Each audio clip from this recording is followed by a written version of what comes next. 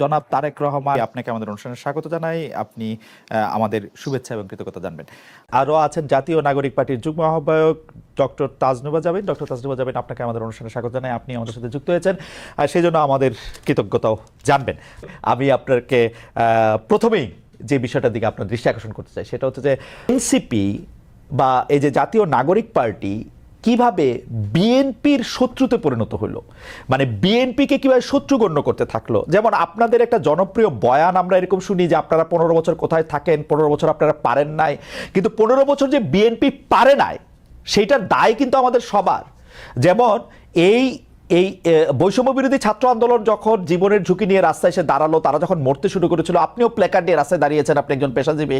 আমরাও আমাদের জায়গা থেকে যা করার দরকার তা করতে চেয়েছি, তা করতে চেষ্টা করেছি। কিন্তু বিএনপি যখন করতে চেয়েছে, বিএনপি যখন শেখ হাসিনাকে সরাতে চেয়েছে, তখন আমাদের কাউকে কিন্তু পাশে পায় নাই। এই 15 বছর ধরে সংগ্রামরত, তারপর হচ্ছে বিভিন্নভাবে মজলুম দলটা কিভাবে এনসিপির সবচেয়ে বড় প্রতিপক্ষতে পরিণত হলো। তারা কথায় কথায় বিএনপিকে শ্লেষ করে, বিএনপি পারে নাই, বালুর ট্রাক সরাতে পারে নাই, দৌড়ানি দিয়ে এই আগে যদি দিতেন তাহলে এতদিনে ওরা পলায় যেত। এগুলি বিএনপিকে কেন শুনতে হইতেছে? মানে বিএনপির অপরাধটা কি? এবং সেটা কিন্তু আজকে থেকে না, প্রথম দিন থেকে। এবং বিএনপির অপরাধ আমি সরাসরি দেখি যে বিএনপি একটা নির্বাচন চায় এবং নির্বাচন করে এটা দেখতে চায় যে কারা আসলে কটুক দিতে পারে। আপনি যদি আমাদের একটু বলতেন। এই 5ই আগস্টের পরে কিন্তু প্রত্যেকটা ফ্যাসিবাদ বিরোধী শক্তি যার যার ব্যানারে ফেরত গেছে। এখন যখন গণ অভ্যুত্থানটা নিয়ে প্রশ্ন ওঠে, গণ অভ্যুত্থানের ভাগিদার নিয়ে প্রশ্ন ওঠে, সবাইকে কিন্তু সমান সেটার অংশীদার তারা দাবি করে, খুব ভালো কথা। কিন্তু যখন ব্যর্থতা বা কোনো ধরনের জবাবদিহিতার মধ্যে পড়তে হয়, তখন কিন্তু শুধু ছাত্র তরুণদেরকে পড়তে হয় বা এই গুটি কয়েক ছাত্রকে ধরে পড়তে হয় যে, এবং এই শত্রু বা তারা 15 বছরে কিছু পারে নাই, এই কথাটা কিন্তু শুধু ছাত্র তরুণদের পক্ষ থেকে যায় না, এটা জনগণের পক্ষ থেকেও যায়। আপনি যদি আপনাদের এই অনুষ্ঠানগুলোর নিচে কমেন্ট গুলা দেখেন, কখনো যদি চোখে পড়ে, এখানে কিন্তু যাদের প্রকৃত অর্থে যাদের অ্যাকাউন্ট আছে, এরকম অনেক মানুষ কিন্তু খুব সুন্দর সুন্দর কথা লেখে এবং কাউকে অ্যাটাক করে না, খুব গঠনমূলক ভাবেই কিন্তু লেখে। এটা থেকে কিন্তু আপনারা নিজেরাও বুঝতে পারবেন এবং আশেপাশের মানুষ থেকেও বুঝতে পারবেন যে গত 15 বছরে একটা যোগ্য বিরোধী দল হওয়ার ব্যর্থতা কিন্তু এদেশকে ভুগিয়েছে। একটা সফল বিরোধী দল হওয়ার ব্যর্থতা কিন্তু এদেশকে ভুগিয়েছে। এটা শুধু ছাত্র জনতা হিসেবে আমরা যে বলি যে, বা এনসিপি এই নতুন করে যে এটা বলে, ব্যাপারটা তা না। আরেকটা বিষয় হচ্ছে, এই শত্রু বা এই মুখোমুখি দাঁড় করানোর ব্যাপারটা কিন্তু এক দিক থেকে না।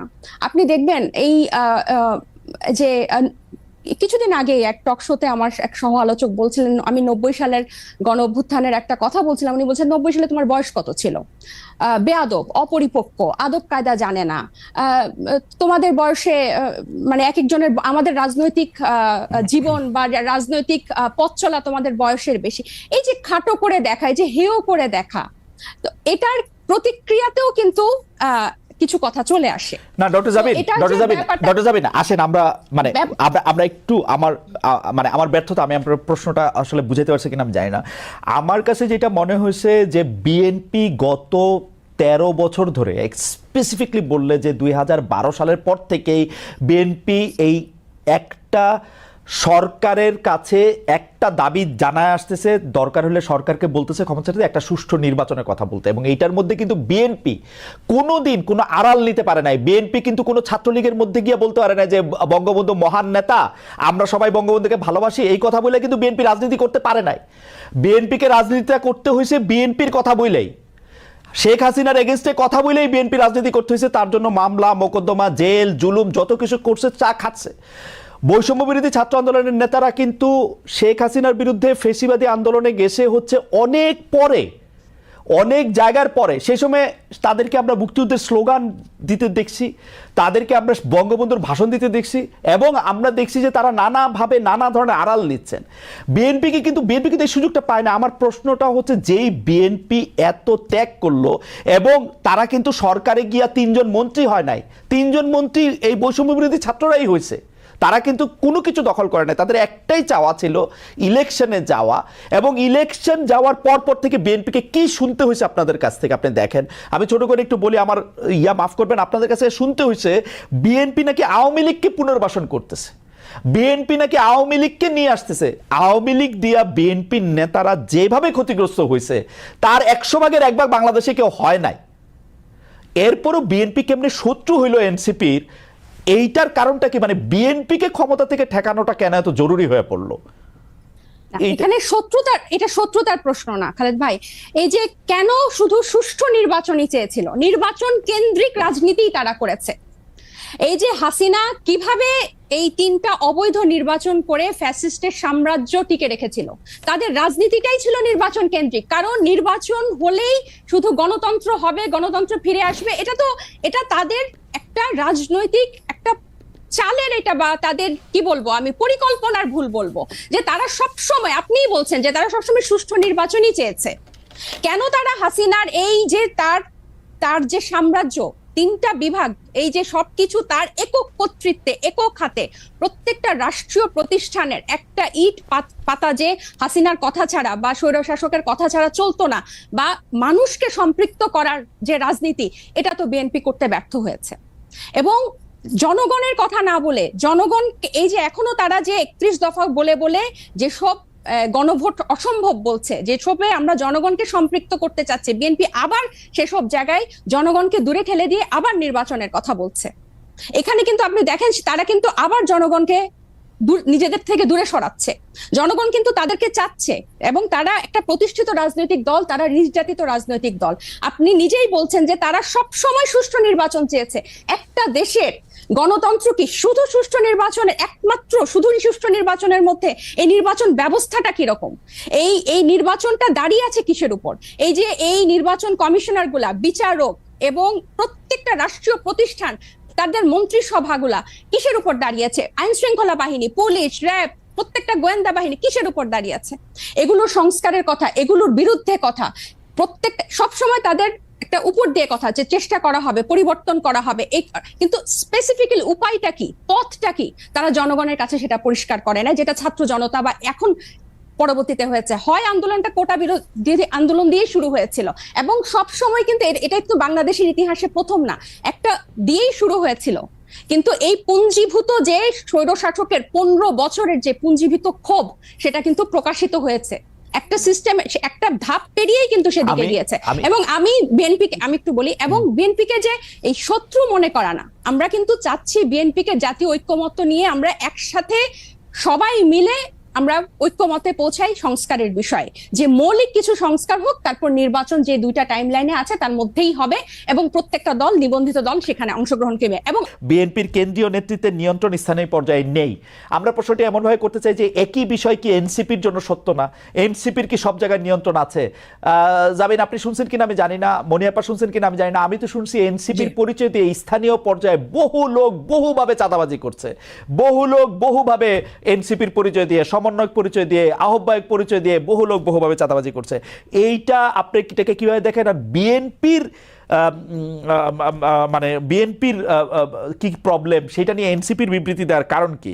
মানে এইটা এটা এটা এটা এইটা আপনি কি আসলে কিভাবে দেখেন? আসলে বিএনপির কারো দ্বারা যদি কেউ আক্রান্ত হয়, সে আইনের ব্যবস্থা নিতে পারে। আপনারা একটি রাজনৈতিক দল হয়ে আরেকটি রাজনৈতিক দলের কোথায় নিয়ন্ত্রণ আছে, কোথায় নিয়ন্ত্রণ নাই, সেটি বলার কারণ কি আসলে?